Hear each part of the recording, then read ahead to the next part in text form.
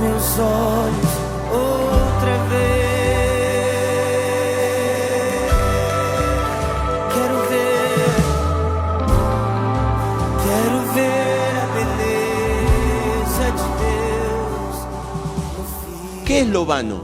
Lo vano es todo aquello que hacemos que no tiene eternidad. Es decir, escuchen, si lo hacemos o no lo hacemos, da igual, porque solo importa para nosotros. Ahí tenés una forma de medir si tenés una vida vanidosa. Escuchá, ¿te estás preocupando por cosas que son vanidad o cosas que son de lo eterno? ¿Y cómo puedo saberlo, pastor? Muy simple.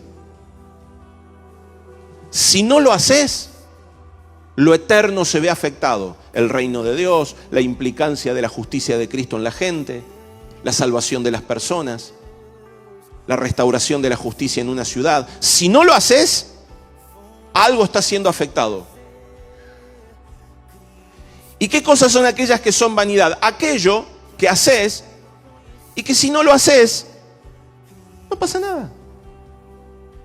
Tengo que cambiar el auto.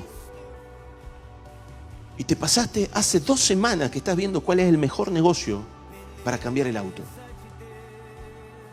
Y ves qué crédito podés sacar para cambiar el auto. Y ya vas gastando casi 3 o 4 horas por día viendo internet, los negocios, los anuncios, la platita que tenés ahorrada para cambiar el auto. ¿Es pecado eso? No es pecado.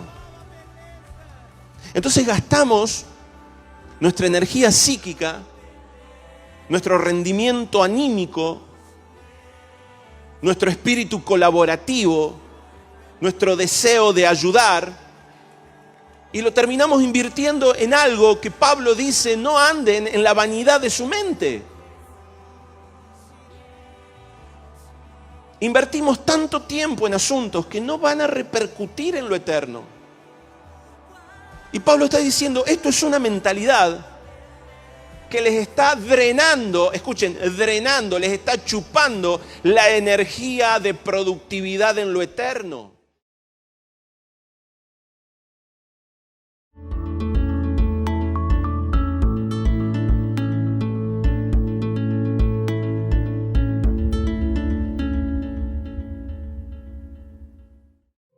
El espíritu de Adonai está sobre mí. Me ungió para dar buenas noticias a los pobres. Me ha enviado a sanar a los quebrantados de corazón, a proclamar libertad a los cautivos y recuperación de vista a los ciegos, a proclamar el año favorable de Adonai y el día de la venganza de nuestro Elohim, a consolar a todos los que lloran, a comunicar la alegría a los que lloran en Sión, dándoles hermosura en lugar de ceniza y óleo de regocijo en lugar de lamentos, y el manto de alabanza en lugar de pesadumbre, para que sean llamados árboles de justicia, plantados por Yahvé mismo, para que Él sea glorificado. Reconstruirán las ruinas antiguas, levantarán los viejos escombros, restaurarán las ciudades destruidas, los escombros de muchas generaciones.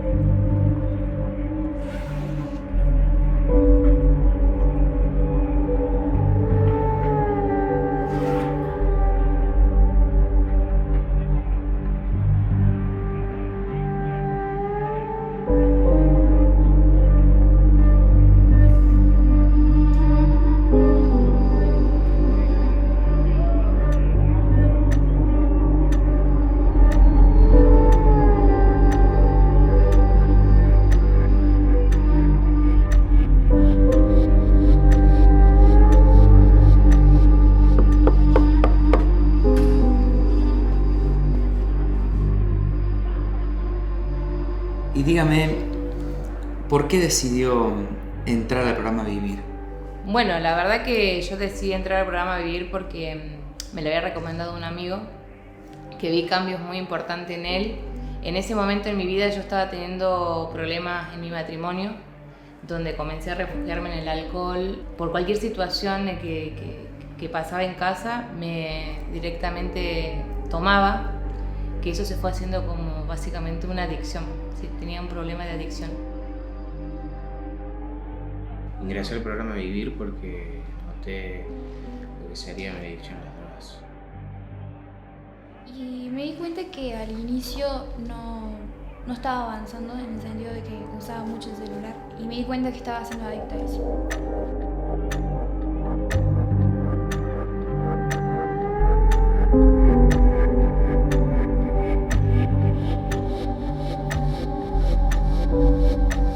Sí, me tomó tiempo reconocer que necesitaba comenzar, pero vez tras vez comencé a tener episodios muy graves desde que tengo hijos, de explosiones de enojo.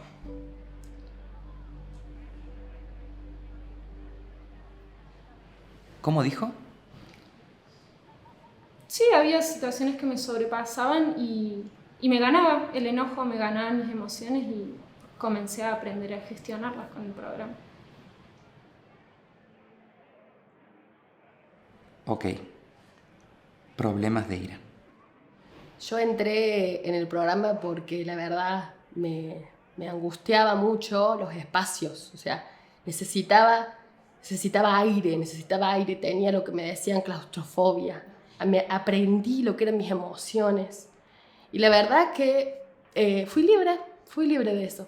Fui libre y hoy puedo estar en espacios no todavía tan libre, esos espacios pequeños, porque voy de a poco, pero puedo estar en espacios un poco más controlados, con gente, ya puedo ser un poco más funcional. Ok. Claustrofobia. Entré al programa Vivir porque empecé a tener ansiedad, me sentía muy estresado, nervioso y no podía controlarlo y no sabía cómo poder sobrellevarlo eso.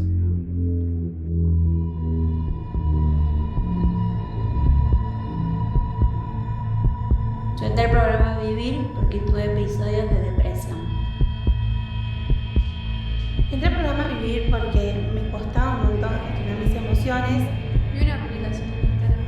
Mira, me enteré por una persona, en realidad estuve viendo varias cosas y dije... Quise comenzarlo y fue mucho que tenía algo que ver con buscar las emociones. Me interesó y una amiga me lo recomendó. Si voy a ir para atrás, quise comenzar. Vi una publicación. No, bueno, cuando yo entro al programa es porque tenía demandas muy estrictas. Todo tenía que tener un patrón. No sé si me entiende. Todo tenía que tener su correcto orden. Por ejemplo, ordenaba las cosas de mayor a menor.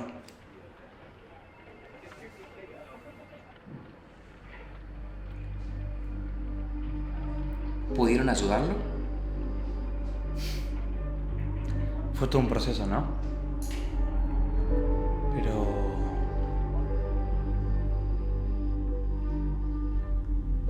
puedo decir que gracias al programa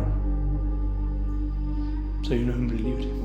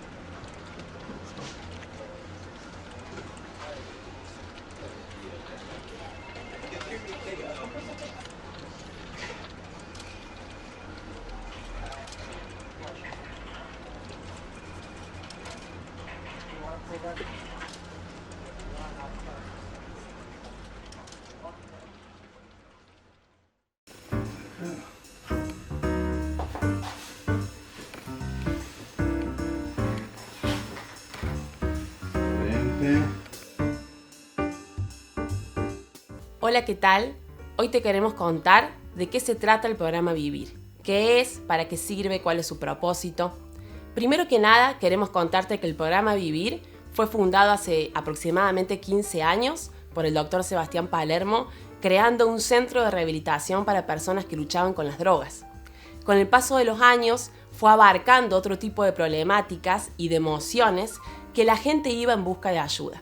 Por ejemplo, el manejo de la ansiedad, de los miedos en sus diferentes tipos como fobias, pánicos, el manejo de la ira y la impulsividad y herramientas para poder relacionarse mejor con la gente. Es por esto que el programa Vivir fue abarcando muchas más emociones y siendo un servicio de ayuda a la comunidad.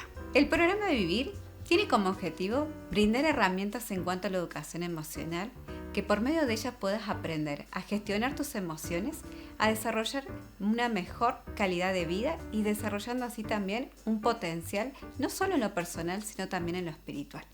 Actualmente el programa desarrolla 3 espacios, el cual le llamamos el psicoeducativo, donde se proyectan videos, el grupal, al cual llamamos el de ayuda mutua, y el de desarrollo espiritual, que tiene como objetivo brindar a un aporte en tu fe. A veces las personas creen que para adquirir herramientas emocionales necesitan tener crisis o graves problemas psicológicos, pero es importante que sepan que el programa Vivir da herramientas a personas que a veces solamente quieren conocer cómo funciona su sistema emocional, aprender a pensar mejor, a vivir mejor. No solamente tenés que tener trastornos psicológicos para buscar esta ayuda. Es por esto que el programa ha entrenado una gran cantidad de capacitadores, de entrenadores y profesionales que desarrollan cada uno de los espacios. Si te interesa conocer más acerca del programa, te invitamos a que te puedas poner en contacto con nosotros y de esta manera te podremos brindar mayor información. Aprender a gobernar las emociones se puede vivir mejor que las emociones no te gobiernen a vos. Te esperamos en el programa para darte las herramientas que necesitas.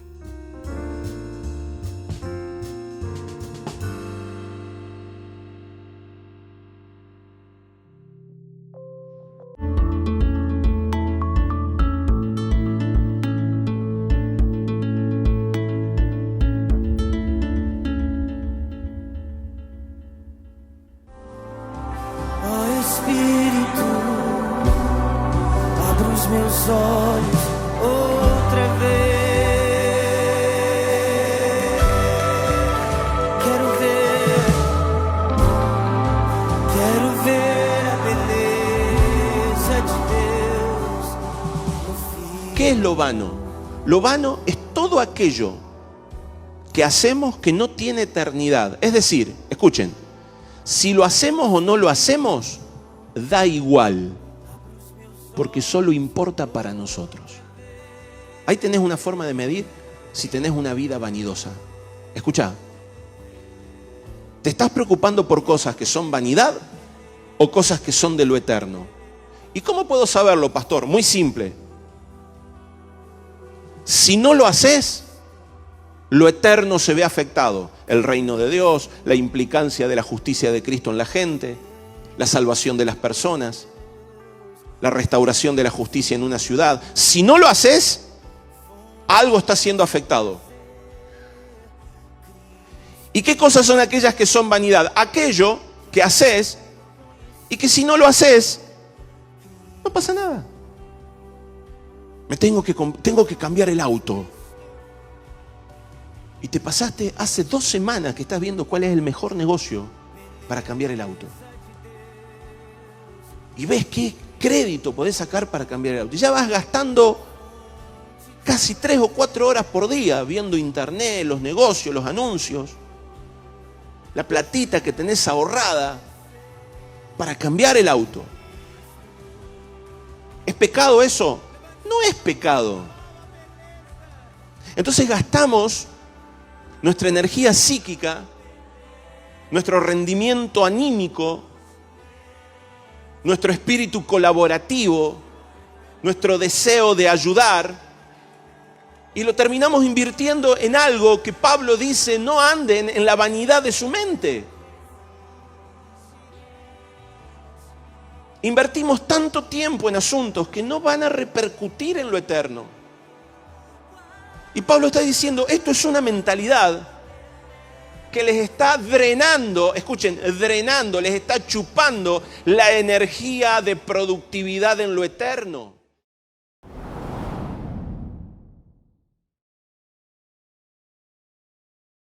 ¿Vieron que muchas veces vos te encontrás con gente que critica mucho en las redes sociales o que critica mucho lo profético? Son personas que no tienen desarrollado profundidades de su alma. Te puedo garantizar que son personas que no saben nada de poesía o que no entienden el lenguaje muchas veces versado o interpretativo de lo que el alma puede hablar. Es decir, cuando Jesús está diciendo yo soy el agua de vida, Él literalmente está diciendo soy el agua de vida, pero al mismo tiempo está presentando un lenguaje metafórico de soy el agua de vida. Las dos cosas son reales. No es un lenguaje netamente litúrgico bonito, es la literalidad más lo bonito. ¿Por qué? Porque Él está hablando de la esencia, no está hablando de la forma.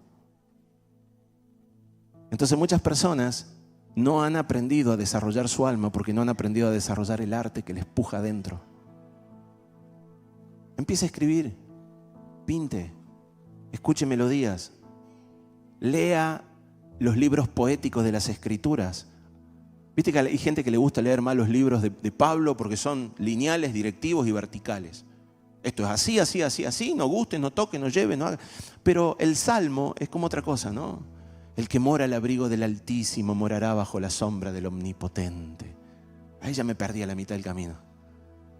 Diré yo a Jehová, escudo mío y castillo mío, mi Dios en quien confiaré. El literal no alcanza a comerlo. Necesita desarrollar expresiones del alma. La expresión del alma es el lenguaje con el que muchas veces nos conectamos. Amor, te amo. Sos la expresión de mi vida. Disfruto pasar tiempo a las orillas de los atardeceres, en los crepúsculos del sol, viendo tu figura, rodearme en medio de alegres danzas.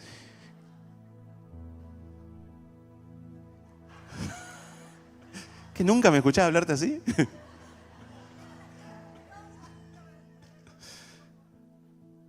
Ok, me falta más poesía. Aprendamos a expresar lenguajes de nuestra alma a través del arte. Muchas personas saben que muchas personas sanan por medio de esto. Sanan. Aprenden a escribir, aprenden a dibujar. Incluso a través de las manualidades. Lo que pasa es que, claro, el que está pensando en productividad se pone a hacer una manualidad que le sale horrible y dice, con esto no me voy a hacer artista, no lo puedo vender a nadie. No tienes que venderlo, es para que vos aprendas a canalizar angustias, expresiones, formas, dibujos, ideas. Así que, si te gusta pintar, venite acá, te traes un dibujo y mientras vamos alabando, te vas dejando llevar por lo que el Señor te guíe. Amén. Qué lindo sería, ¿eh? Qué lindo sería que empecemos a creer en lo que Dios quiere hacer a través nuestro. Amados, hoy quiero hablar de un tema que probablemente traiga muchas veces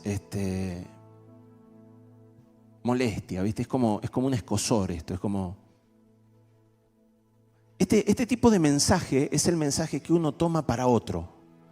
Es el tipo de mensaje que uno dice, qué bien que le vendría a escucharlo a...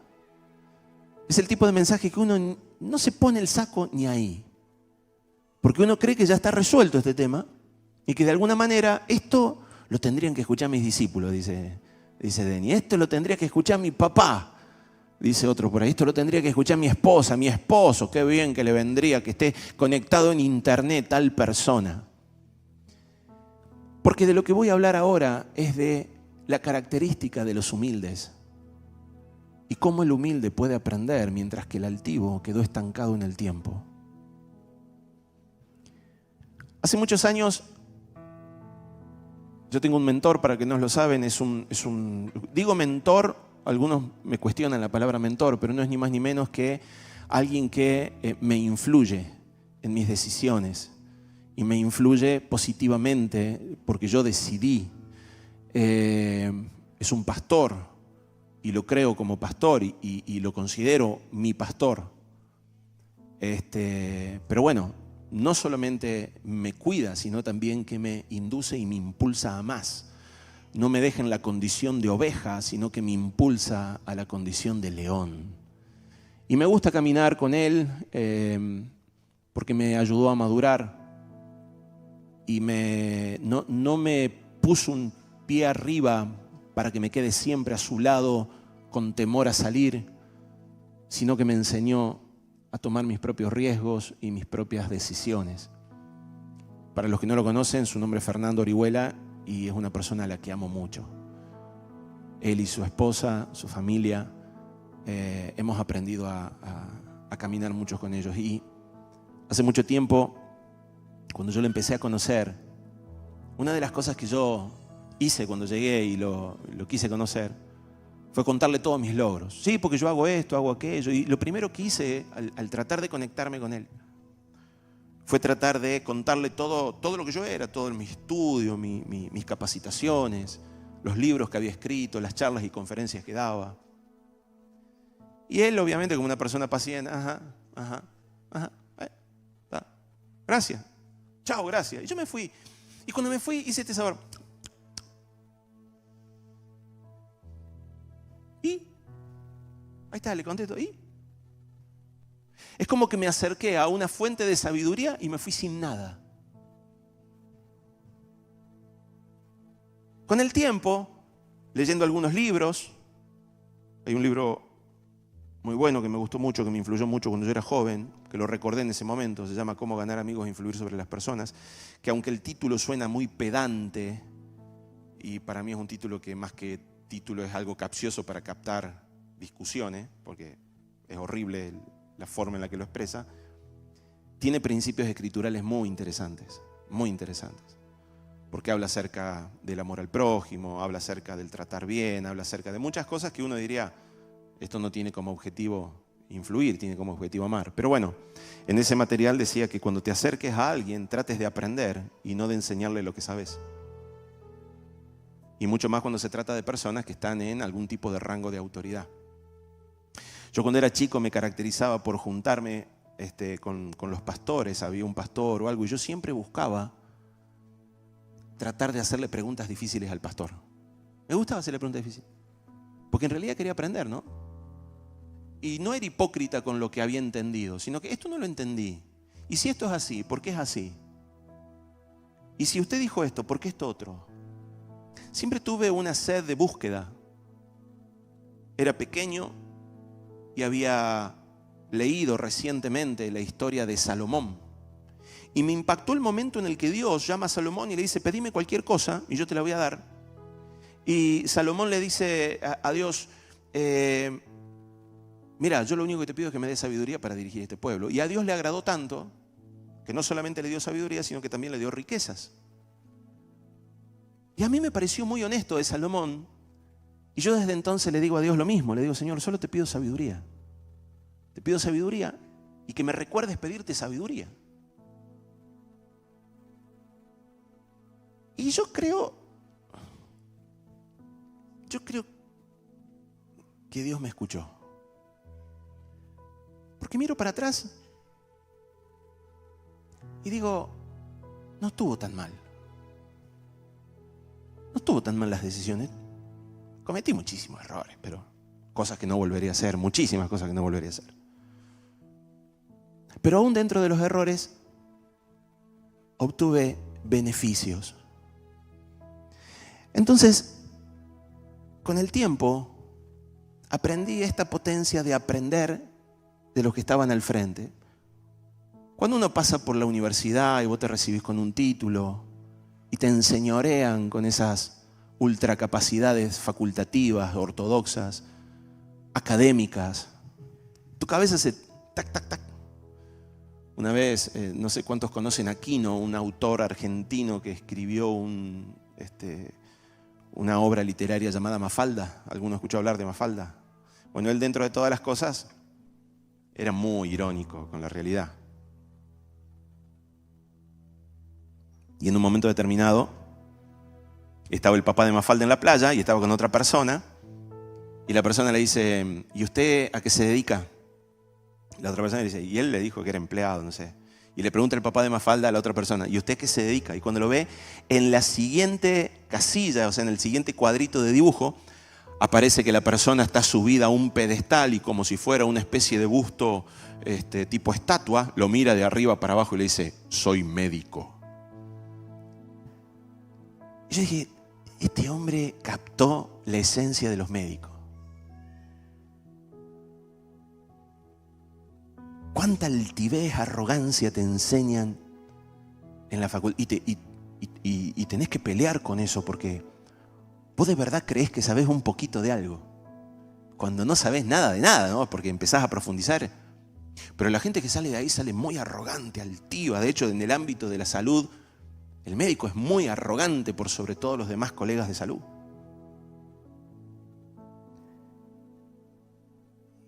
Y algo me pasó después que salí de la facultad. Se me subieron los humos, no sé qué me pasó, pero algo me cambió. Porque no era así, no tenía ese perfil.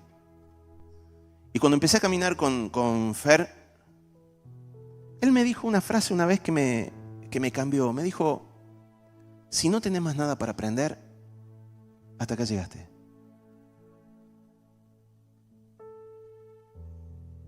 Y yo dije, ajá. Porque una característica que el Señor puso en mí es que rumeo todos los pensamientos en la noche. Me quedo maquinando, taca, taca, taca, taca, taca, taca, taca, taca, taca, aún de todas las críticas. Aún de todas las críticas. Y me fui de ahí y dije, si yo no decido despojarme de lo que creo saber, no voy a aprender cosas nuevas. Y desde ese entonces trato de ejercitar una práctica de siempre considerar la posibilidad que esté equivocado en mi postura y en mis cosas, en lo que yo he asumido como cierto. Con esa lectura, con esa visión, leo las Escrituras. Siempre leo la Escritura con la posibilidad de que la forma anterior de haber leído el pasaje pueda llegar a expandirse o que pueda haber algo nuevo. Y no es por nada, pero el Señor me ha sorprendido en todas las oportunidades con las que leo las Escrituras con esta condición. Pero la humildad es como un palo enjabonado. Cuando crees que la atrapaste, se te escapó. Cuando crees que la tenés, se fue lejos. ¿Alguna vez trataste de seguir una de esas las bolas estas de jabones? ¿Cómo se llaman? Las burbujas, se me fue el nombre. Bolas de jabones. Las burbujas. Bueno, tengo que ingeniármela. Que tratás de atraparla y cuando vas a atraparla, el propio viento de tu mano la empuja y terminás fallando. Cuando uno trata de hablar de humildad y cree haberlo alcanzado, le vas a atrapar y ya te enseñoreaste de la humildad. Y si te enseñoreaste de la humildad, dejaste de ser humilde. Así que yo encontré una forma fácil de no atrapar la humildad. Y es reconocerme que continuamente necesito ser humilde porque tengo una tendencia continua a ser altivo, a ser arrogante. Entonces cuando alguien me pregunta, ¿vos sos humilde? Y la respuesta es no. Me gustaría serlo, pero solo Cristo cumplió ese patrón. Así que ahora trato de morir continuamente, porque cuando me la creo un poquitito ya me subí. Y créanme que me pasa de las 24 horas del día, 23,30 minutos. 23 horas, 30 minutos, estoy en esa condición. ¿Qué fue lo que aprendí en este tiempo? Si es que aprendí algo. Aprendí que la humildad siempre te va a dar recursos de aprendizaje. Entonces me ha pasado muchísimas veces que por ahí voy a algún lugar y alguien quiere charlar conmigo. E invierte el 99% del tiempo de dialogar conmigo contándome todo lo que sabe. Usted sabe que yo estoy muy de acuerdo con usted porque la Biblia también dice esto. Ajá, muy bueno, gracias, hasta luego. Muchas veces lo que no nos damos cuenta es que en nuestra motivación de querer mostrarnos, no radica en tratar de enseñarle a otros, radica en tratar de que el otro nos apruebe y nos acepte. Entonces muchas veces tratamos de no aprender para tratar de enseñar. La Biblia es muy persuasiva en esto. Dice, hermanos, no se hagan maestros, sabiendo que recibirán mayor condenación. La humildad es una palabra bien compleja y de alguna manera tiene muchos vericuetos. Así que voy a empezar por el inicio, la razón, la motivación, el origen de esto. A ver, toda relación interpersonal tiene un código. Voy a empezar por ahí. Toda relación interpersonal tiene un código. Entiéndase lo que digo. Hay tipos de relaciones interpersonales. No es lo mismo tratar con estudiantes que tratar con profesores. No es lo mismo tratar con compañeros de trabajo que tratar con un jefe. No es lo mismo tratar con la esposa que tratar con una amiga. Cada relación está enmarcada por un código o contrato implícito en el que está pactada la forma de trato. Yo no necesito que esté algo escrito para que al ver una mujer saber que no me corresponde ni está en nuestro marco contractual de amistad, o darle un beso en la boca, o hacerle un comentario desubicado de otro tenor. Está por demás de implícito nuestra relación. Es más, muchas veces la relación a veces se supone en un usted, porque uno ni siquiera se atreve a cruzar ciertos ámbitos. Lo que trato de decir es que el sentido común te permite ubicarte en el tipo de relacionamiento con la gente. El sentido común. Algún desubicado que tiene una frontalización del lóbulo frontal probablemente pueda llegar a ser desubicado. ¿Sí? Un psicótico, alguna persona que ha sufrido algún traumatismo o que tiene problemas con las drogas, supongamos, que produce un corte frontal y te quita esa capacidad de filtro social. Es otro capítulo, es una patología. O es un desubicado perverso que obviamente no le importan los códigos sociales. Pero la mayoría de las personas, la enorme mayoría de los que conocemos, tenemos un código relacional. Sabés a quién pedirle un favor, sabés a quién no pedirle un favor, sabés qué tipo de favor pedirle a quién, sabés cómo hacer un comentario con quién y cómo. Todo eso tiene que ver con códigos de relacionamiento. Y existe algo, hace mucho tiempo empezó a aparecer algo llamado inteligencia emocional. La inteligencia emocional no es la educación emocional. La educación emocional es el entendimiento de cómo funciona nuestro sistema psíquico y límbico, mientras que la inteligencia emocional es cómo aplicás la educación emocional que llevas. La inteligencia emocional, por ahí esta palabra la confundió mucho el autor de inteligencia emocional, Daniel Goleman, porque él me puso todos los temas en una misma bolsa. Y está bien, es una eminencia y tiene todo el derecho a hacerlo. Pero en lo personal he aprendido que hay una diferencia muy grande. La inteligencia emocional es el entendimiento y el conocimiento en astucia sobre cómo desarrollar conductas utilizando tus emociones funcionales. Y si vos querés tener un buen trato, y esto lo sabemos los matrimonios, el mejor lugar para aprender para inteligencia emocional es el matrimonio. Los que están en matrimonio lo saben perfectamente. ¿Por qué?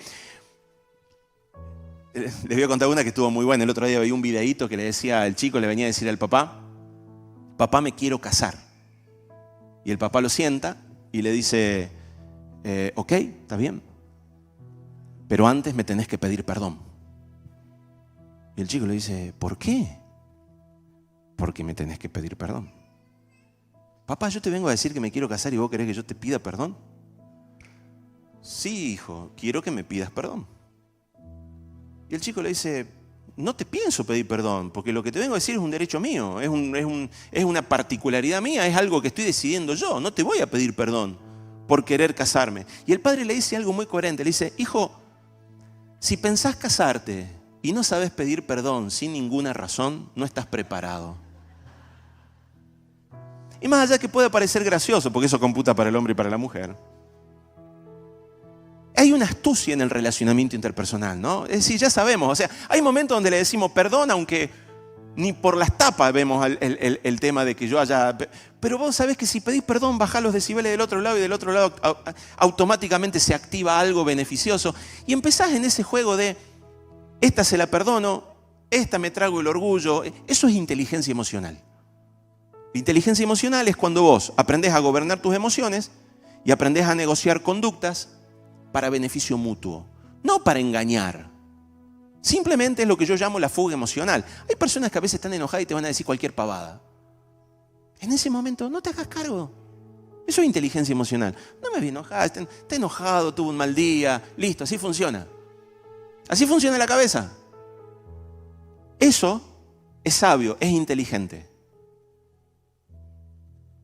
Con Dios también tenemos que tener un tipo de relacionamiento. Y no estoy hablando de que con Dios vamos a tener algún tipo de inteligencia emocional que pueda manipularlo. No, para nada. Pero hay un código. Hay un código de relacionamiento con Dios. ¿Y cuál es ese código de relacionamiento con Dios? La humildad. La Biblia es muy clara en relación a la forma en la que Dios acepta a las personas.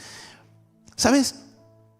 A Dios no le tenés que caer sin ningún tipo de pecado. No hay ninguno en esta tierra que se haya podido presentar delante de Dios y que no haya pecado. De hecho, la Biblia dice, por cuanto todos pecaron, están destituidos de la gloria de Dios. Están apartados de su gloria. Por lo tanto, no hay nada que vos puedas hacer para tratar de comprar tu derecho a acercarte a Dios. No existe algo de eso. Entonces Dios no te está reclamando condiciones, tareas, conductas. Hay personas que creen que primero tienen que saber mucho para tratar de buscar del Señor, o tener intercesiones, o haber hecho procesos de liberación de la iniquidad, o tener reconocimiento, o dones, o algún tipo de cosas. Y Dios no te pide absolutamente nada de eso. Dios solo te pide una sola cosa, que seas humilde al momento de presentarte delante de Él.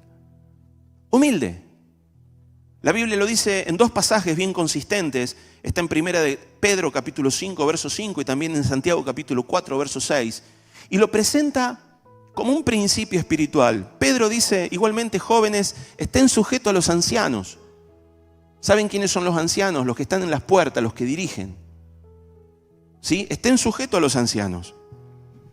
Y todos sumisos unos a otros. Sumisos, sometidos, sujetos. Palabra sumiso acá hace referencia a sujetándonos unos a otros. Y dice, revestíos de humildad.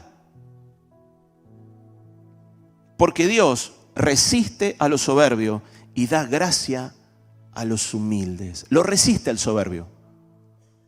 Señor, vino ahí tal persona, a ver qué pase. Y cuando la persona entra con soberbia, con altivez, no puede entrar hasta cierto rango. Es como una fuerza de imán, ¿viste eso cuando pones dos imanes con el mismo polo, que se repelen? Es como la misma condición. No, este se está subiendo. El altivo asume que conoce. Ese fue el espíritu de lo que se derramó en el Génesis. Es muy importante que podamos entender que lo que pasó en el Génesis sigue pasando en nuestros corazones hasta el día de hoy. Lo que pasó en el Génesis sigue pasando en nuestros corazones hasta el día de hoy.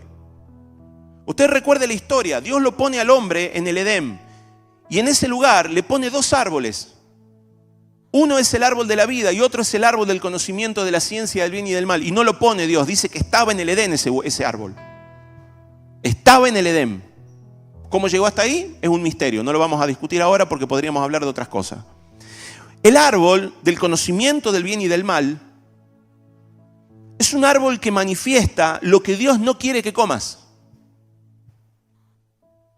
Ahora, este árbol del conocimiento del bien y del mal es presentado delante de Eva con una venta y una publicidad espectacular. El marketing que la serpiente le da a Eva es tremendo. Le dice, no es que vas a morir, es que el día que de él comas, tus ojos van a ser abiertos, y vas a conocer lo bueno y lo malo, y vas a ser como Dios.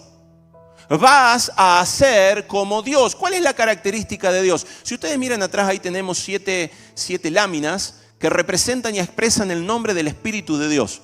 Dice el libro de Isaías capítulo 11 que se levantaría un retoño del vástago de Israel y que en él habría un espíritu del Señor, que es espíritu de sabiduría, de entendimiento, de consejo, de poder, de conocimiento y de temor de Dios. De todos estos nombres, 4 de ellos hacen referencia a la sabiduría, conocimiento, entendimiento, hacen referencia al tomar decisiones sabias, al gobierno, a la administración.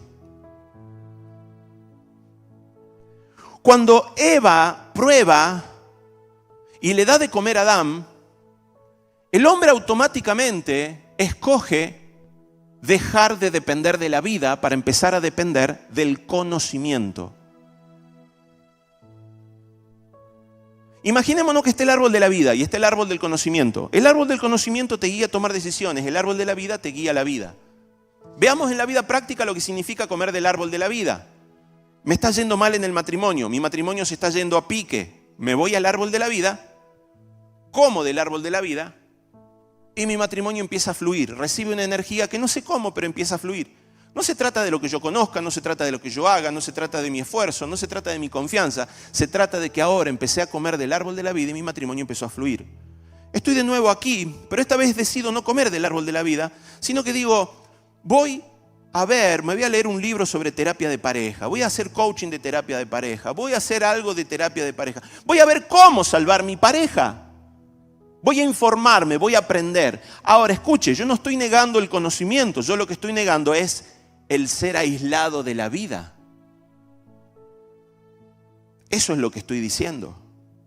Esta persona come y ya no necesita de Cristo. Es un excelente psicólogo, es un excelente operador terapéutico, un muy buen coaching, un consejero matrimonial que te dice, estos son los consejos que te voy a dar. Son consejos muy sabios. Lo que pocas veces entendemos es que toda la información que está en el árbol del conocimiento de la ciencia del bien y del mal, un día fue sustraído de los rollos del cielo, porque toda sabiduría pertenece a Dios. Así que muchos de estos consejos son reales. Muchos de estos consejos son coherentes. Muchos de estos consejos son sabios, pero no tienen la fuerza del cambio, porque la vida está conectada a otra sustancia y esencia, a Cristo. Entonces, esto es lo que pasa todo el tiempo entre nosotros. Me falta dinero, ¿qué hago? Oh, me falta dinero, Señor, llueva sobre mí tu espíritu. Entiéndase, cuando yo como del árbol de la vida, mis ojos se abren y el Señor me muestra el camino. Cuando yo como del árbol del conocimiento, el Señor, la vida no entra en juego y ahora soy yo quien tiene que armar, buscar y diseñar el camino. Es angustiante, fatigoso, estresante.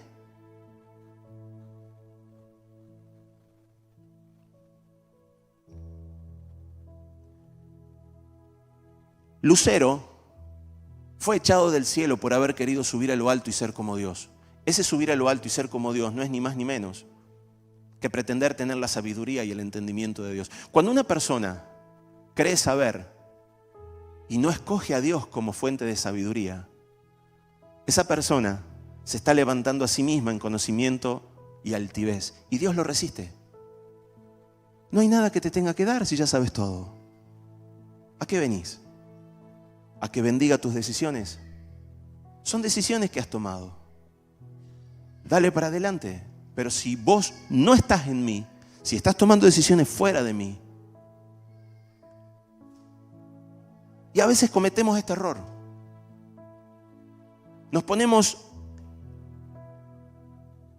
a tomar formas y rituales de nuestra vida y luego pensamos que Dios va a bendecir nuestro esfuerzo.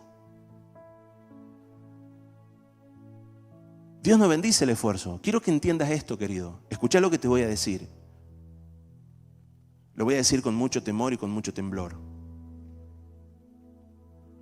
La prosperidad no viene por el trabajo. La prosperidad viene por Dios. Si vos decís, voy a trabajar mucho y voy a ser próspero, si trabajas mucho estás bajo la maldición de Adán. Está bien. Vas a trabajar mucho y vas a comer. Ese es el resultado de trabajar mucho. Pero cuando tu mente es libre y aprendes a trabajar con diseño, aprendes a esforzarte en el Señor, tu yugo es liviano, tu carga es liviana, y vos no lográs entender de dónde viene la bendición. Haces un movimiento, ¿nunca viste que hay gente que saca una manzana y se le pica el árbol? Y se sacó la manzana y el árbol se pudrió. Una sola manzana le quedó en la mano. Hay otro que va, saca una manzana, la mira, la tira al suelo y le salen 3 árboles. Y le llueven 500 manzanas. Y el otro, que está meta a palear, meta a decir, che, ¿por qué? Porque están en códigos diferentes. Estoy hablando de los que están en el reino.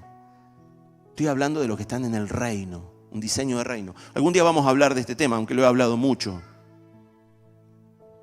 Cuando vos te acercas a Dios, necesitas hacerlo en condición de humildad.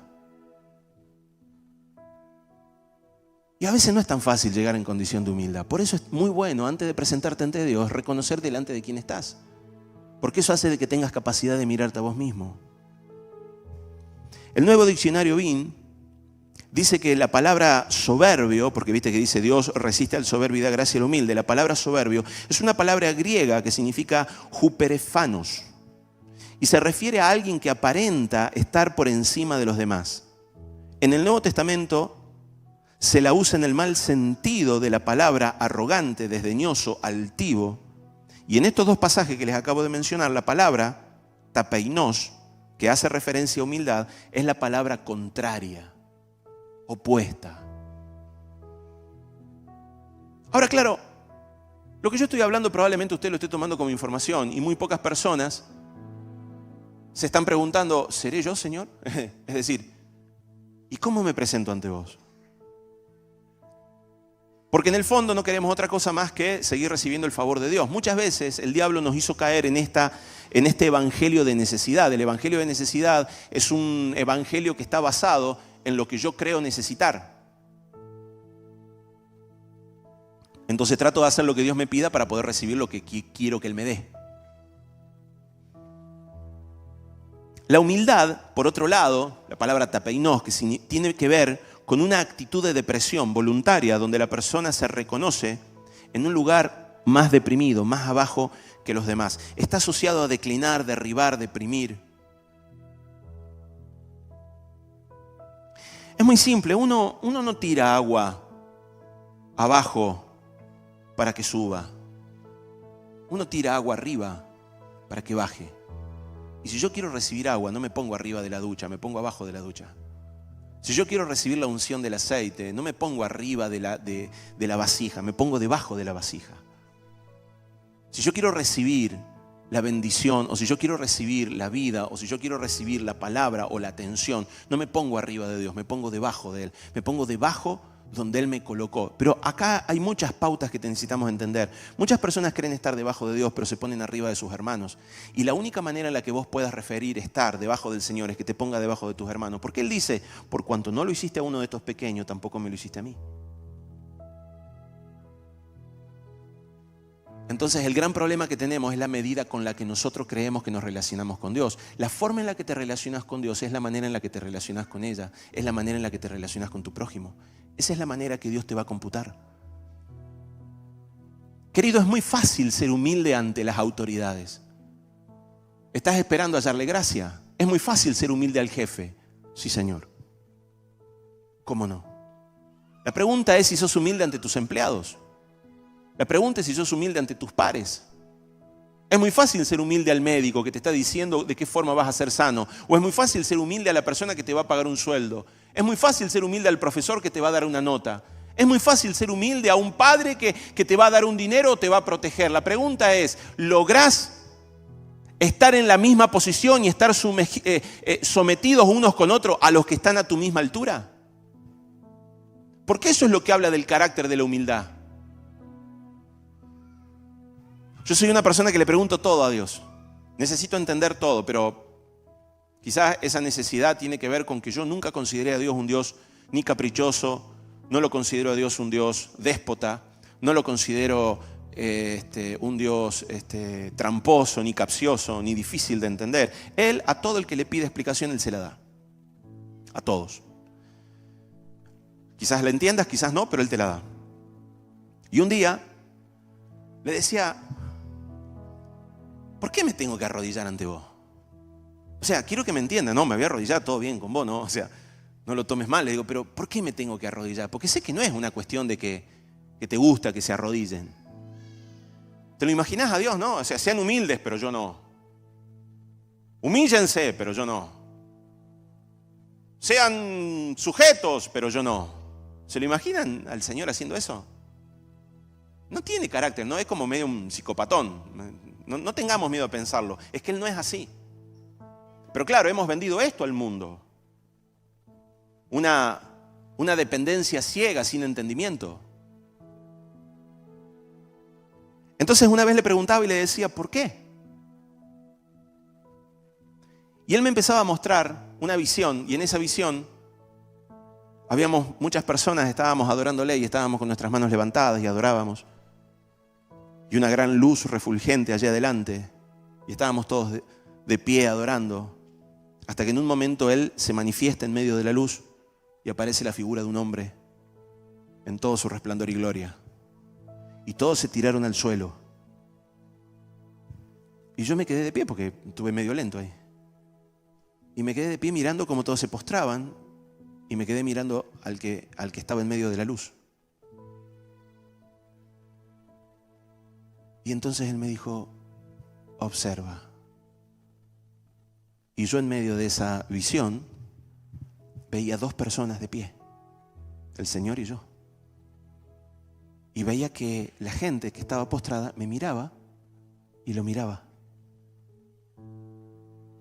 Y me decía, cada vez que un altivo se levanta, muchos son arrastrados atrás de ellos. Entonces yo ahí me tiré al suelo, porque claro, ¿quién soy yo para desviar? Porque acuérdense que la Escritura dice que si desvías a uno de los pequeños, mejor te fuera ponerte una piedra de molino en el cuello. Entonces empecé a entender el diseño de lo que es estar debajo de los pies del Señor. Si yo me pongo sobre mi hermano me va a terminar viendo. Pero si mi hermano ve en mí a Cristo, lo que va a ocurrir es que él probablemente esté mirando al Señor y aprenda de mí. Así decía Pablo, sed imitadores de mí, así como yo del Señor. Pablo estaba diciendo, si ustedes me van a imitar, imítenme, que yo trato de imitar al Señor. Eso imítenme. No me imiten a mí, imítenme, que yo trato de imitar al Señor. Esa es la acción que Pablo estaba planteando. En nuestro relacionamiento con Dios, la humildad es la esencia de la adoración. Cuando dimos el FCM, cuando hablamos sobre actitud interna y adoración, hablamos mucho sobre este tema. Ambas palabras están muy relacionadas, pero tenemos un problema con la palabra humilde. Está asociada muchas veces a la pobreza, al menosprecio, a la ignorancia. Hay gente que piensa que porque vino de un barrio pobre era humilde cuando era chico. Eso no es humildad, eso es pobreza. De hecho, veo más arrogancia y altivez en esas atmósferas que en lugares de otra clase social. Hay mucha arrogancia y mucha altivez. De hecho, lo que se ve es el fruto de una condición interna. Vos no vas a ver lugares altos. Escucha esto, porque esto es fuertísimo. No vas a ver lugares altos productivos. Los lugares altos son áridos, son solos, hay escasez. Eso hay en los lugares altos. En el lugar alto no tenés hierbas, no sembrás. Hay excepciones, hay mesetas como las mesetas del altiplano boliviano. No estoy hablando de esas excepciones de la tierra, que son lugares altos, pero hay mesetas, ¿sí? Estoy hablando del lugar alto de una montaña. Vos vas a la cima de la montaña y te encontrás piedras, nieve, poco de pasto, alguna paja dura, alguna cabra rebeldona que quedó allá arriba por causa de los devoradores y entonces aprendió a subir y aprendió a sobrevivir con eso. Ahora, si vas a los valles, al lugar deprimido, al lugar humilde, al lugar que está debajo, lo vas a ver lleno de agua, de árboles, de flores, de pastizales, de bosques, de animales, un lugar tupido de proliferación.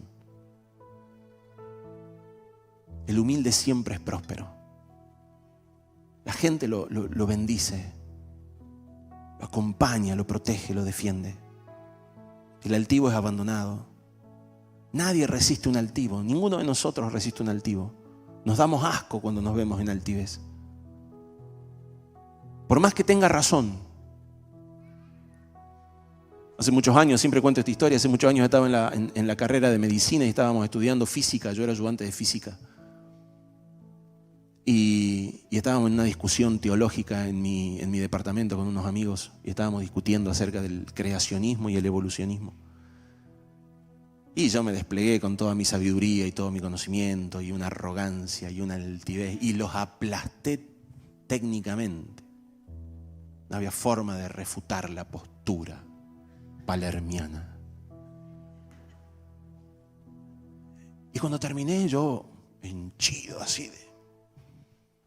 La persona me mira, uno de los chicos me mira y me dice, mira, puede que tenga razón, pero lo mismo no creo en Dios. Lo que a él le había chocado no era mi mensaje, sino mi conducta. Lo que a él le había chocado era mi postura, no mi teoría. Las discusiones entre los hermanos, denominaciones, esas personas que te escriben, no es tu teología. Es la altivez con la que te presentas ante los demás por creer saber algo.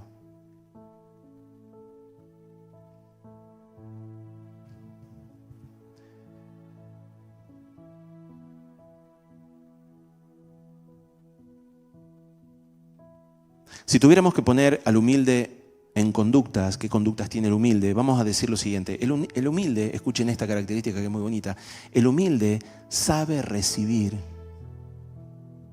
con gracia. Escuche, el humilde sabe recibir con gracia. Yo me he encontrado con mucha gente que no sabe recibir, le molesta recibir. Le molesta tener que decir gracias, le molesta reconocer el favor de los demás. Te lo voy a pagar, te lo voy a devolver, te lo voy a entregar, hasta el último centavo te voy a pagar. Está bien, pero no hace falta. No, sí. Bueno, está bien.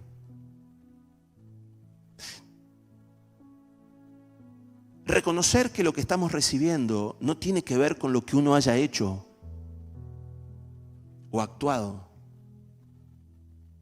Lo que estoy recibiendo no tiene que ver con lo que hice. Tiene que ver con que lo estás recibiendo. Nico, ¿cuánto pagaste por esos pantalones y esa remera? ¿Cuánto?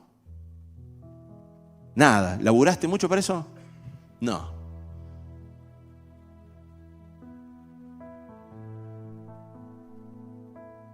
Pero lo más lindo que me puede pasar en la vida es comprarle las cosas que mis hijos quieren. ¿A qué padre no le pasa eso? ¿A qué padre no le pasa eso? Agustín, allá está. ¿Te pasa eso? Claro. No, sí, pero ¿no que le regalarías cualquier cosa a Ezequiel?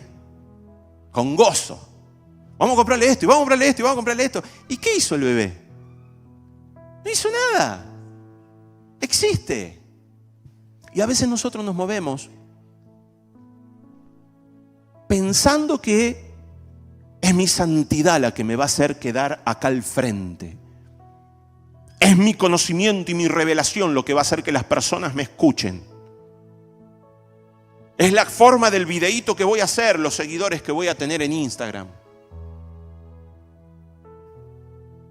Es muy gracioso cómo nosotros creemos que ganamos el favor de Dios. Pero no solo eso, estas personas que no saben vivir de la gracia, sino que viven del esfuerzo, lamentablemente cuando no reciben lo que esperaban, también se quejan. Y maldicen por no haber recibido aquello que creen que merecen. ¿Qué merecen?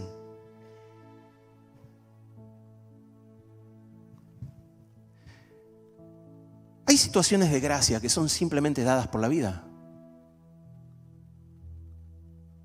Yo tengo amigos con los que me relaciono. Y esos amigos van a tener más favores que otros que no son tan amigos, aunque formemos parte de la misma congregación.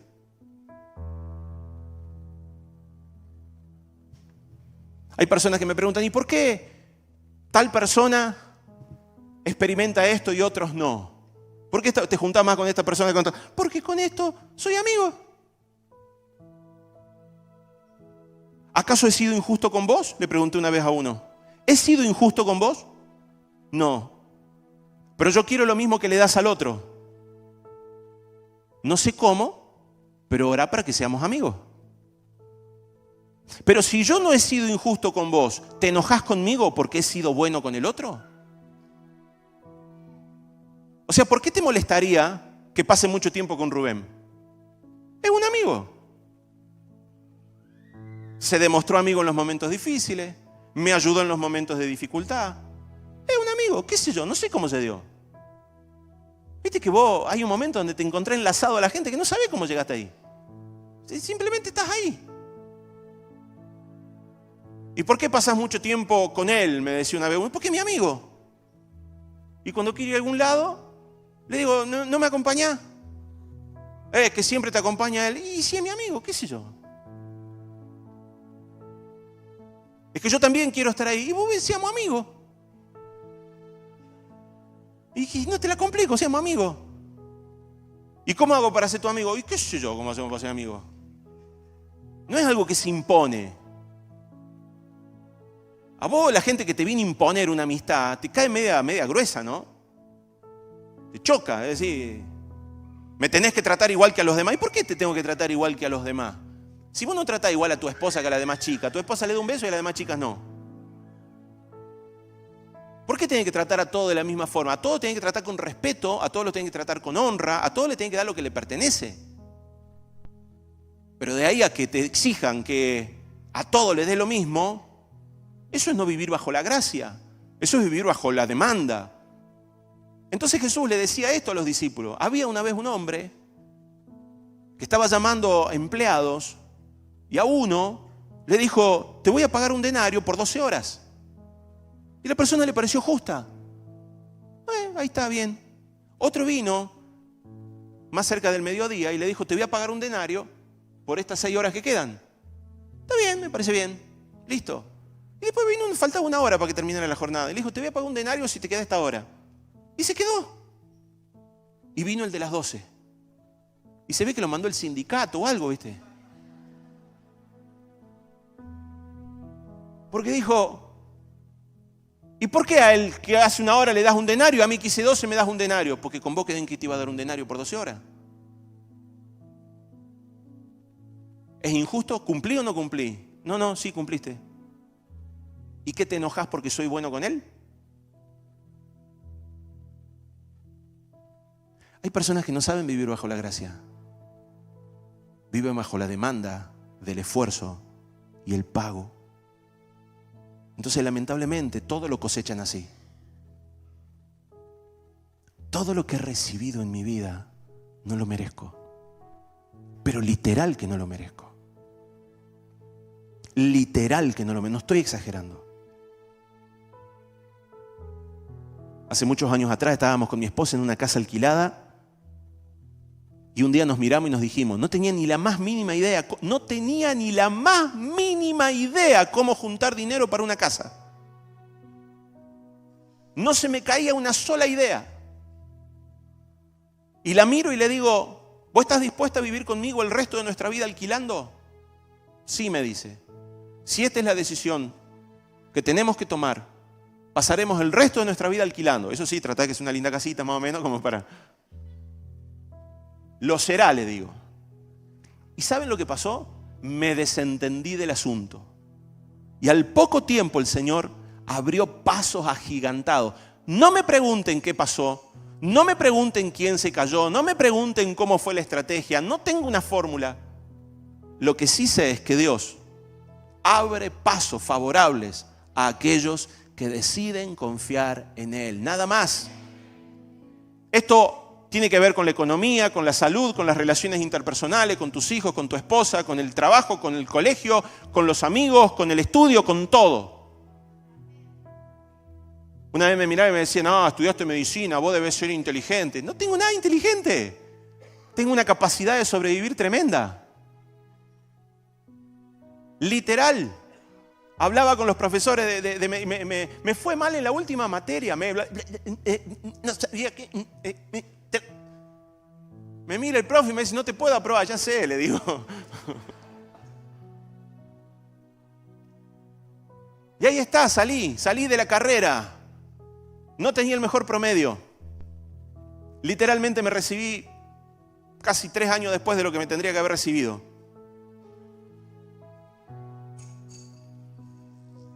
Y le digo, ¿y ahora? Yo te llevo, me dice el Señor. Y fue meteórica la carrera. En menos de un año ya estaba... Nunca me voy a olvidar lo que fue la primera consulta médica. Estaba en el sanatorio de Iquecito. Un sanatorio que está acá en Villa de Iquecito. Que es un sanatorio de spa, tipo de estrés. Y estaba para atender la guardia médica. Un estudiante de medicina que recién sale no tiene ni idea de lo que es una guardia médica. Y yo no era la excepción.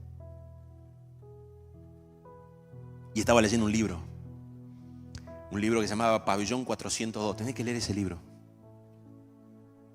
Y es un libro muy fuerte que habla de un paciente con leucemia y cuenta toda la historia, ¿no? Y estaba leyendo el libro, ¿no? Y mientras leía el libro decía, y lo tuvimos que analizar, y a medida que le poníamos el goteo iba cayendo y te iba detallando todo lo que iba pasando, ¿no? Y comenzó a fibrilar entonces le pusimos dextrosa y entonces pusimos y iba leyendo y se ponía denso y vos no sabías si se moría o no se moría, y yo seguía leyendo así y en eso me golpeó en la puerta, tac, tac, tac, tac, y yo, tum, tum, tum, tum, tum, tum, y me dice, doctor, una emergencia. Abro la puerta con toda la adrenalina, sintiéndome que yo estaba, no sé, en la Clínica Mayo, ¿viste? Una cuestión así. Clínica Mayo es un top allá de Estados Unidos, así. Y abro la puerta así como para decir, ¿qué? ¿Qué hay que hacer? Y me dice, la paciente de la habitación tanto está constipada.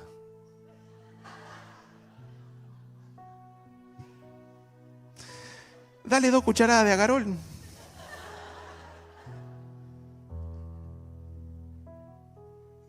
Y ahí despertó mi carrera profesional. Destapando cañería, así.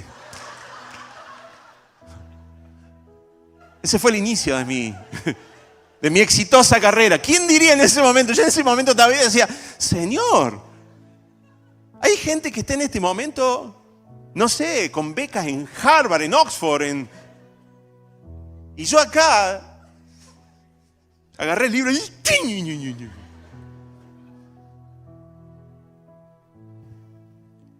Nunca hubiera pensado en ese momento que el Señor, años más adelante, me usaría para afectar a tantas personas. Nunca me iba a imaginar que el Señor iba a tener esa gracia conmigo. ¿Quién lo diría, no? De ese muchachito tímido, lleno de granos. Me decían INTA. Así me decían, Junta Nacional del Grano, me decían. Ey, basta. Los chistes me los hago yo y son para mi propio... Tímido, miedoso. ¿Quién diría que ese pequeño chicuelo místico, fantasbuló, como era que... Era bien delirante en los campamentos. El Rubén me dice, mirá quién te hubiera conocido, porque estábamos en los campamentos y yo hablaba de los extraterrestres. Viste que siempre hay algún medio picado en el grupo, ¿no? Que el resto como que lo mira así de lejos y dice, este es medio... Bueno, ese era yo.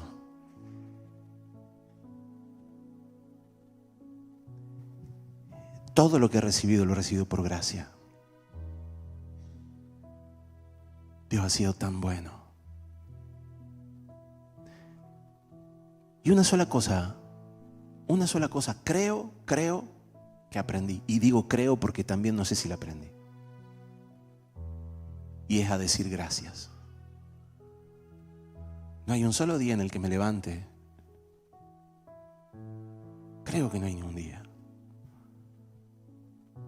y no recuerde que lo que tengo es por gracia. El humilde sabe que lo que tiene es por gracia. No porque sabe, no porque se esforzó, no porque lo consiguió, no porque lo logró, sino que lo que tiene es por gracia. Siempre digo, hay otros que saben más que yo, hay otros que pueden más que yo, hay otros que tienen más condiciones que yo. ¿Por qué me lo diste a mí? Y Dios me dice, lo mismo que yo suelo decir, me dice, ¿te molesta que sea bueno? No, Señor, no me molesta que sea bueno, ni conmigo ni con los demás. Solo que a veces la gracia es un misterio. Y Pablo lo presenta como un misterio. ¿Por qué Dios es bueno? ¿Por qué pudiendo ser simplemente justo y darte lo que mereces, Él escoge darte aún aquello que no mereces? ¿Por qué es bueno? ¿Por qué? Si vos habías muerto, si todo tu linaje, escuchá lo que te digo, tu linaje, vos sos argentino, ¿no? La mayoría de los que están acá son argentinos. Tenés derechos de un argentino. Entonces, si tenés derechos de un argentino, tenés derecho a todos los beneficios de un argentino. Eso es tu derecho. Bueno, como tenés derecho, también tenés obligaciones. Y por eso hay muchas cosas que no vas a tener que tienen otros países. Porque tenés obligaciones también. Perfecto, no hay problema. Pero también tenés un linaje. Tenés un linaje espiritual. Y no te quiero poner mal, pero perteneces a una raza que deshonró a Dios, pecó contra el cielo y abandonó el reino de su Señor. A esa raza pertenecemos, a esa calidad de hombres pertenecíamos antes. Todos estábamos destinados a que se nos pusiera a un costado y que Dios formara un pueblo nuevo.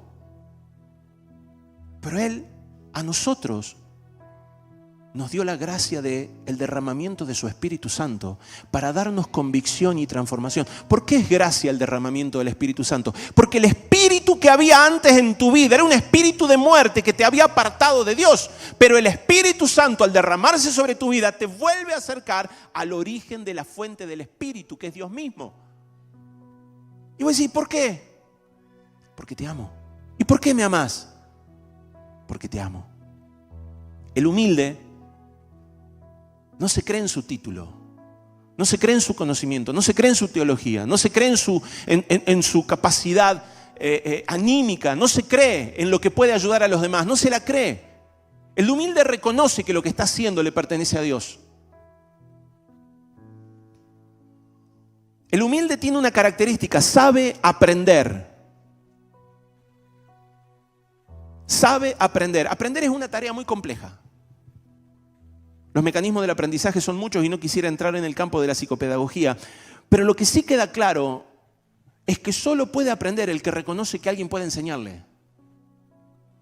Un niño aprende porque reconoce que hay alguien que sabe. ¿Cuál es el niño que no aprende? El niño rebelde, el niño que desafía la autoridad, el que no le cree a la autoridad, el que le dicen quédate quieto y se mueve. Vos te vas a encontrar con gente estancada porque en su corazón no aprendió nada. Hace un tiempo vino una persona y me dice, ¿qué me pones en esa puerta si el que la está dirigiendo sabe menos que yo de Biblia? Sabe menos que vos de Biblia, pero tiene mucho más espíritu que vos de humildad que el tuyo. Porque con todos estos años de cristiano que tenés, de humildad no te quedó nada. Lo hemos hablado y lo hemos explicado muchas veces. No estamos con las personas por la información que tengan, estamos con las personas para aprender carácter. Y no es una persona la que nos va a enseñar, es el Espíritu de Dios el que nos va a llenar. Y aún una persona podría aprender de una mula. ¿Cuánto más nosotros de nuestros hermanos? Aprender es toda una tarea que muchas personas no están dispuestos a ceder. Es más, muchos se sientan o escuchan desde el otro lado a ver cuáles son los errores teológicos que está cometiendo la persona que está predicando. Esa persona no va a aprender nada. Lo único que tiene es un espíritu de contención. ¿Y saben lo que dice el libro de Santiago sobre estas personas? Dice que aquellos que saben para contender, la sabiduría que tienen es diabólica, terrenal. Lean el libro de Santiago y se van a encontrar con que muchas de las discusiones teológicas están basadas en una sabiduría diabólica, terrenal, humana, caída, cuyo único propósito es la contención.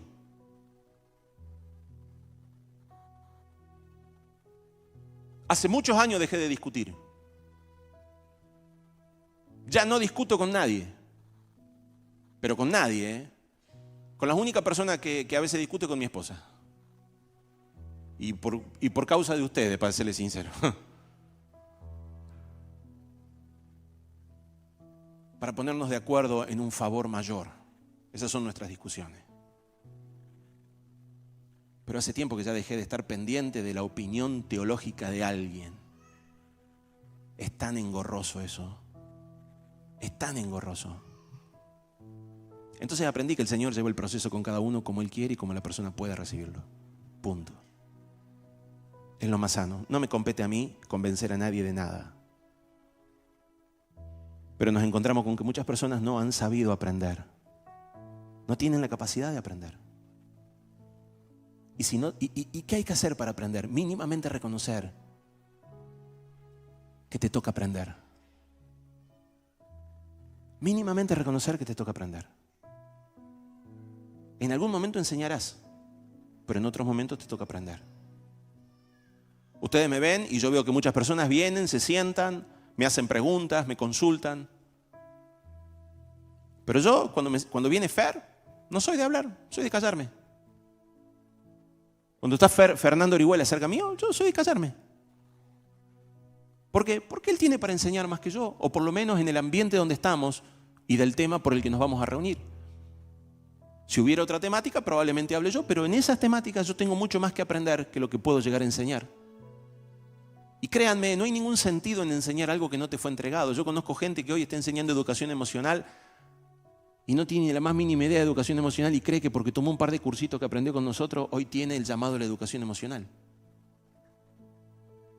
Está bien.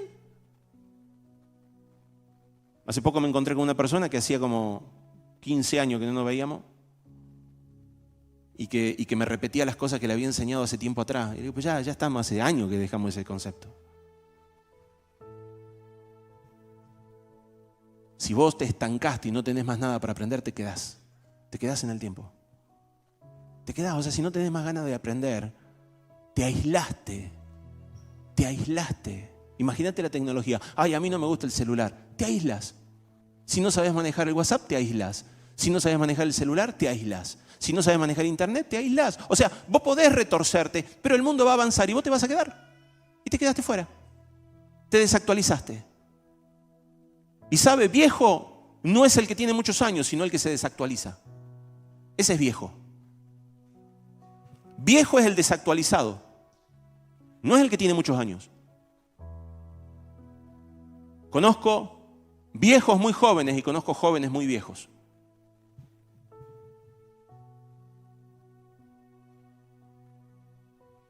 Dice la Escritura en el Salmo 10:17, el deseo de los humildes oíste, oh Jehová.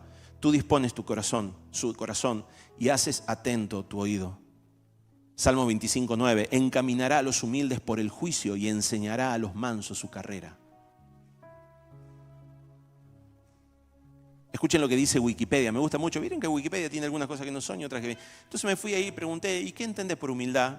Y me dice, bueno, el término humildad, que deriva del latín humilitas, tiene varias acepciones como virtud que consiste en... Miren, yo digo, interesante, ¿no? El que lo escribió esto. Virtud que consiste en el conocimiento de las propias limitaciones y debilidades. Qué bonito, qué bien definido. Mirá que siempre le meto algún bocado yo a lo que... No, este calzó tal cual.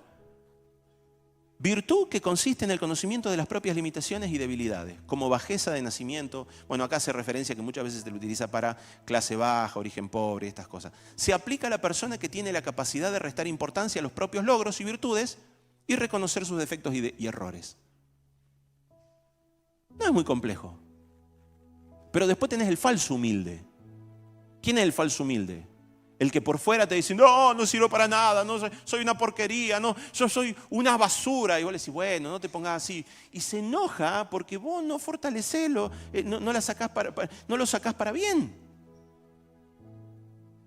Siempre cuento el testimonio de esta historia de una mujer que una vez nos golpeamos y creo que yo había tenido la culpa y ella me dice disculpe.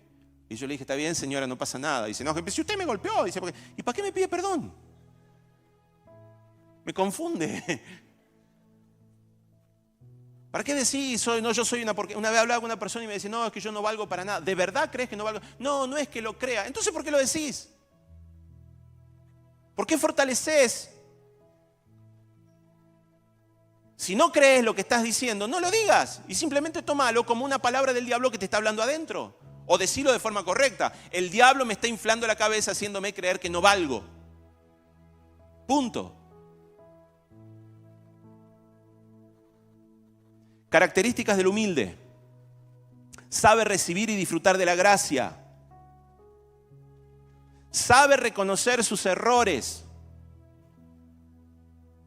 No vas a poder crecer si no tenés la capacidad de la autopregunta, del autodiálogo. Hay gente que no tiene autodiálogo. ¿Qué es el autodiálogo? ¿Cómo estás, Sebastián? Así. No, pensado, no hablado. Si hablas también, trata que no te vean porque van a pensar que estás loco. ¿Cómo estás? Y ando más o menos. ¿Y qué te pasa? Estoy enojado. ¿Y por qué estás enojado? Estoy enojado porque estoy enojado. No, a mí no. ¿Por qué estás enojado? Podés pensar, hacer un autodiálogo y vas corrigiéndote. A mí me sirve mucho hacer autodiálogo con el Señor. Mucho. ¿Cómo estamos hoy? Y ahí ando. ¿Y qué te pasa? Y no sé, estoy desanimado, me pasa esto, es verdad aquello. Y diálogo con el Señor. Y voy apreciando sus contestaciones en mi alma. Alguno me dirá, esas apreciaciones son casi respuestas tuyas.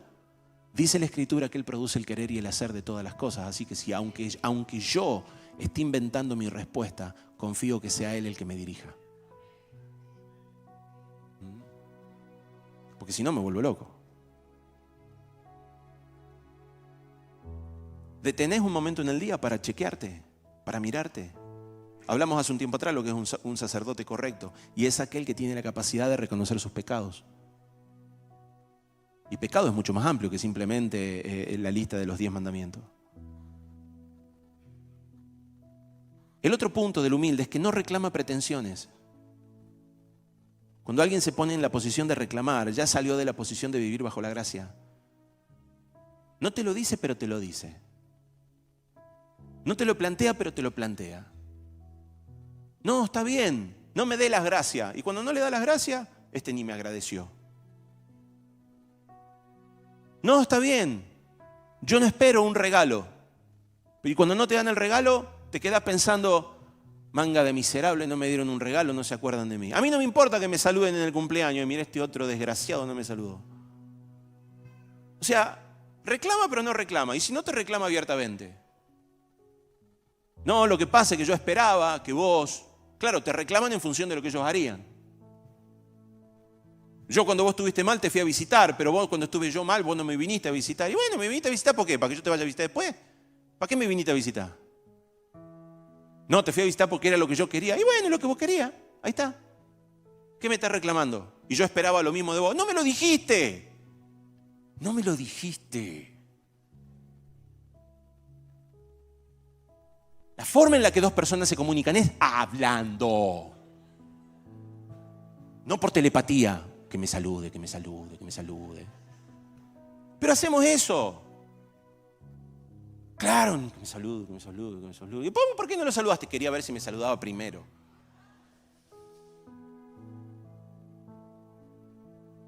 Que alguien me venga a visitar, que alguien me venga a visitar, que alguien me venga a visitar. ¿Por qué no avisás? Che, me siento solo, que alguien me venga a visitar. Ah, no, porque tiene que salir del corazón. Y si te van a visitar va a salir del corazón, no seas complejo. Claro, somos rebuscados, somos ahí como tiene que salir del corazón. La gente no se da cuenta de la necesidad del otro porque no puede ver más allá de sus narices. Todos somos así, todos, yo soy así. Nunca espere un saludo de cumpleaños de parte mía. No lo espere porque me los olvido todo. Hago compromiso el otro día, le digo, Luciana, tenemos tal cosa en esta fecha. El cumpleaños de tu hija, me dice. Uy, cierto, le digo. Hay gente que tiene facultad, ¿viste? Hoy, ¿qué tal? Hoy es el cumpleaños de la esposa de mi ex jefe. ¿Cómo te acordás? Hay gente que tiene esa facultad. Asocia a las personas al calendario. Tiene vinculado, se ve que tiene un mapa, 360 días al año y pone ahí, cada uno tiene un nombre. Yo, un solo globo. Es decir, hagamos un cumpleaños una vez al año, saludo a todos, feliz año nuevo y se acabó el problema. Si un año nuevo para todos, muchachos, en este año, el que cumple año, Dios los bendiga, punto. Date una idea de lo que representa. Significaría otro ítem en mi programa, saludar a todos en el cumpleaños. Porque imagínense la cantidad de gente que conozco y con la que tengo un compromiso moral. Entonces soy simple. Cuando me acuerdo te saludo. De los más cercanos son los que voy a saludar porque seguramente me invitaron a comer un asado o hay un pedazo de torta que me invitaron. Nada, pues si no, me olvido. Ay, no me ama. Bueno, está bien, no lo amo, olvide. O sea, amor, todo aquel que te acompañe en tu cumpleaños.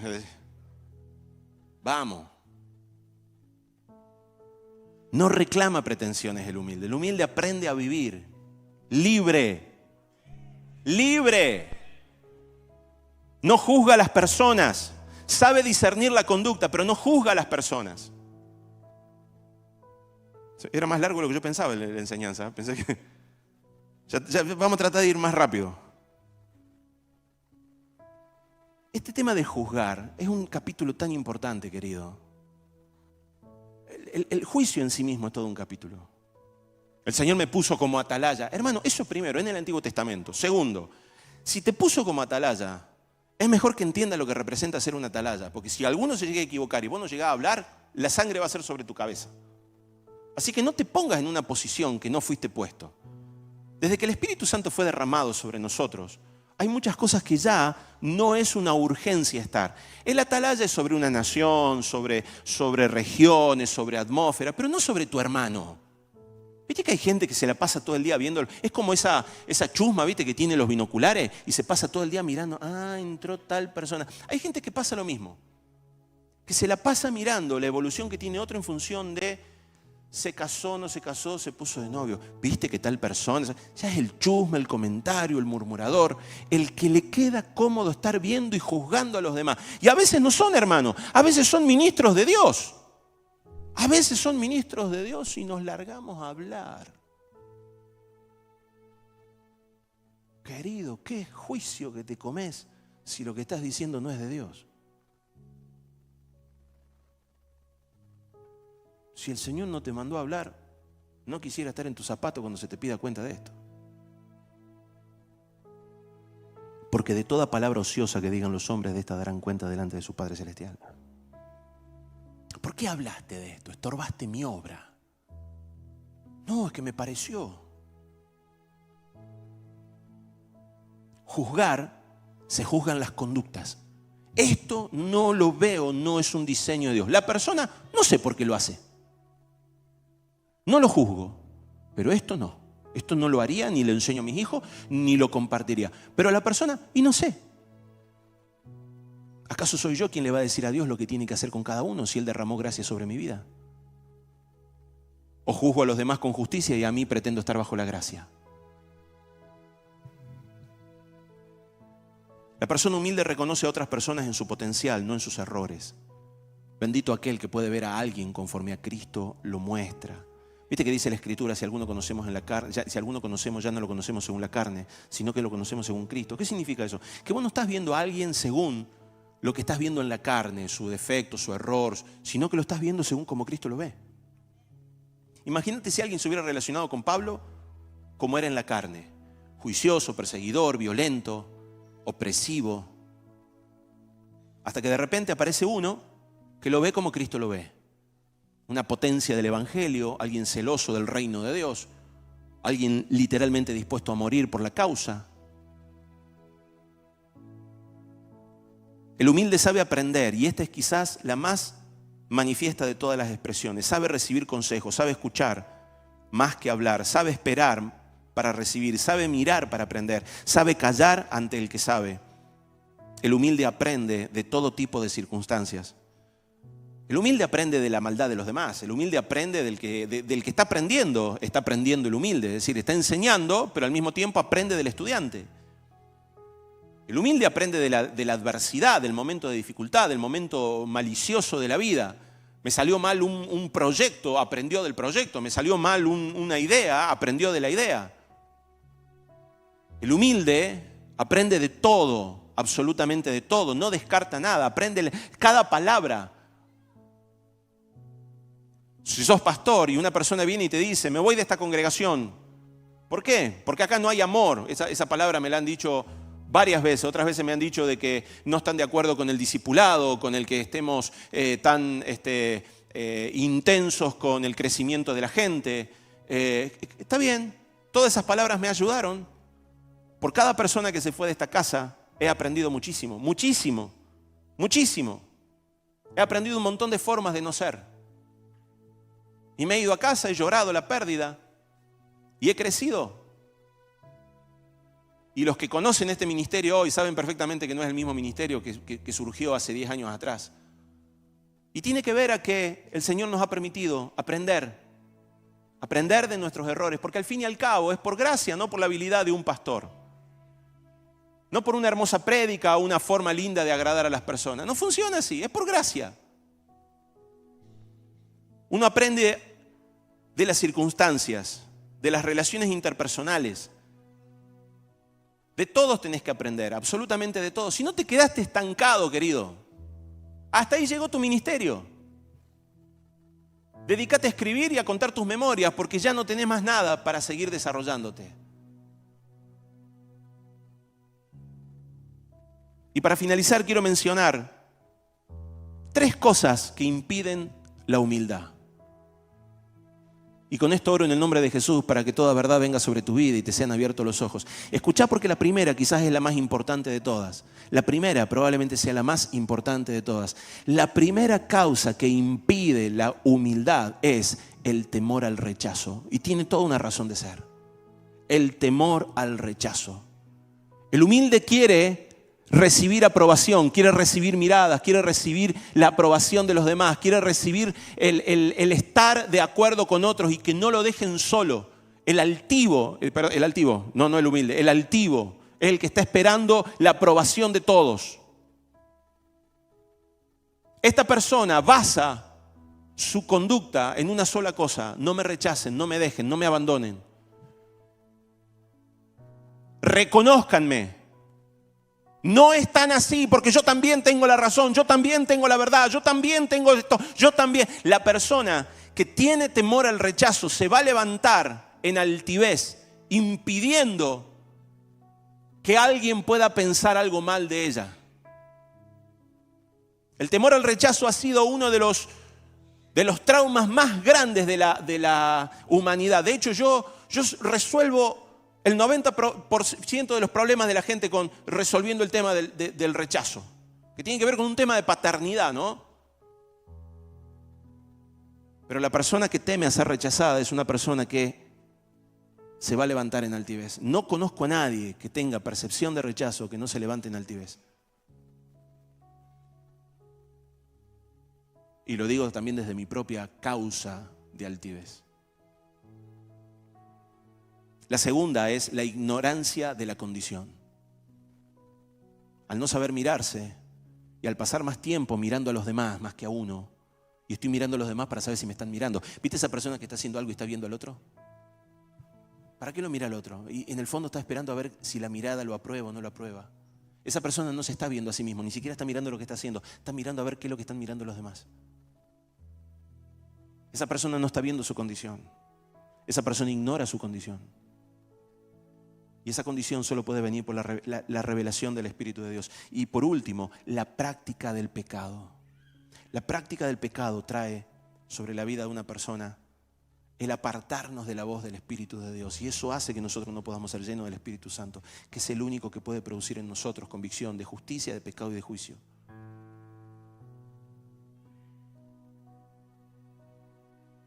¿Por qué hablo de esto hoy? Porque si queremos seguir creciendo, necesitamos aprender de las virtudes de la humildad.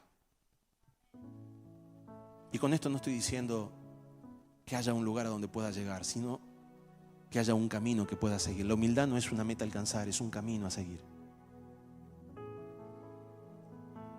Nunca tenés la suficiente humildad. Nunca alcanzás. Hay personas que por ahí están tan pendientes del rechazo que dicen, pero yo pensé que yo lo había vencido. No, no lo venciste. Nunca vences la percepción de rechazo. Nunca vences la percepción de rechazo, porque el diablo siempre te va a recordar que fuiste rechazado por causa del pecado. Entonces lo único que podés hacer es aceptar la gracia.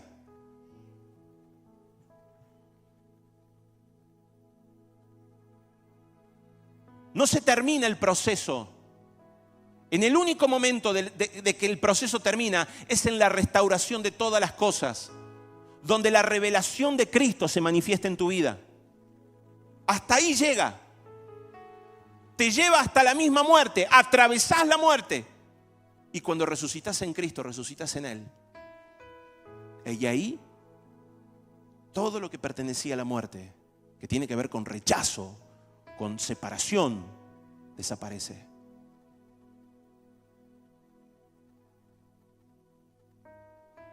Entonces sí, ¿tengo que seguir peleando contra esto? Sí. Y yo, y ella, y él, y él, y él, y él, y ella. Y vos, y vos, y vos, y vos, y vos. Y él, ella, él. Todos. Tenemos que aprender a pelear contra esta instancia. Lo que pasa es que, claro, si yo me siento con percepción de rechazo, mira la trampa del diablo, ¿no? Si me siento con percepción de rechazo, alguien va a creer que todavía no estoy maduro en mi proceso. Y si alguien no cree que estoy maduro en el proceso, me va a rechazar. Entonces espero que vean que ya no reniego más con el rechazo para que me puedan aceptar. Viene de la percepción de rechazo. Así que simplemente acepto lo que tengo.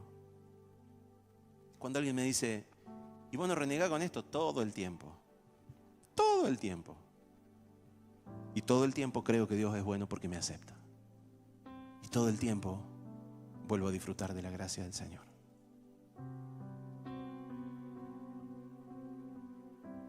Ponete de pie allí donde estás en el nombre de Jesús. Que se abran los ojos de tu corazón en esta hora. Que se abran los ojos de tu espíritu. Para que la revelación del amor de Dios descienda sobre tu vida como un oasis, como un refrigerio. Para que su gracia cobre sentido y experiencia en tu alma. No permitas no experimentar la gracia. Esa sensación que te faltan palabras y acciones para decirle a Dios, gracias. Lo que tengo es por gracia, no por lo que pude hacer. No se trata de qué tan bueno que soy tocando.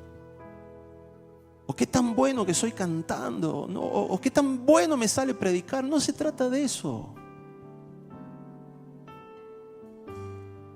No se trata de lo que puedas hacer en tu casa, ni tu trabajo, ni el dinero. Se trata que a Él le plació darte lo que te quiso dar. Y punto. Y así está dada la situación.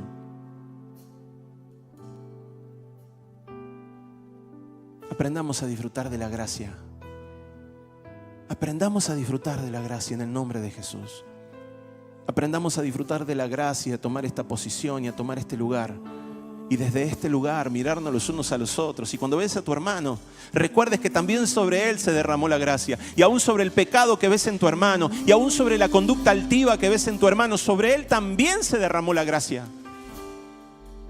Y ya le fue conmutado y le fue computado y le fue perdonado lo que vos hoy estás juzgando. Así que renuncia a esa actitud de altivez, de mirar a los demás. Hoy en el nombre de Jesús aprendemos a sujetarnos unos a otros y a mirarnos desde este lugar.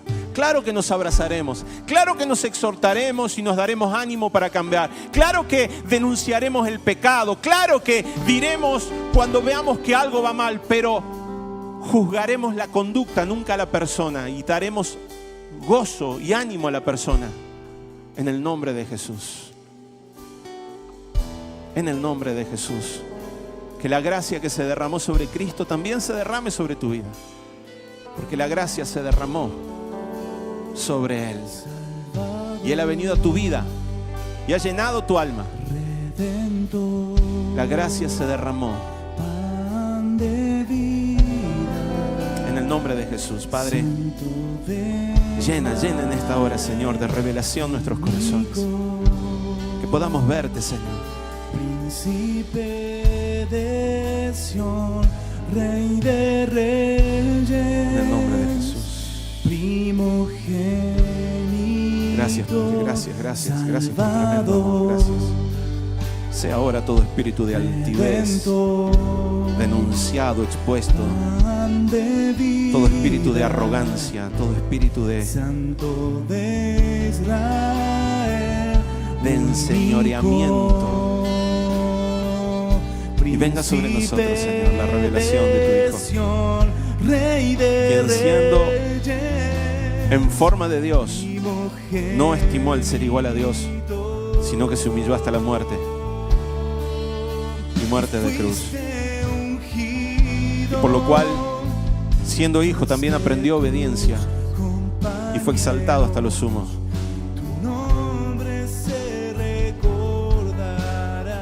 Si tú te humillaste, Señor,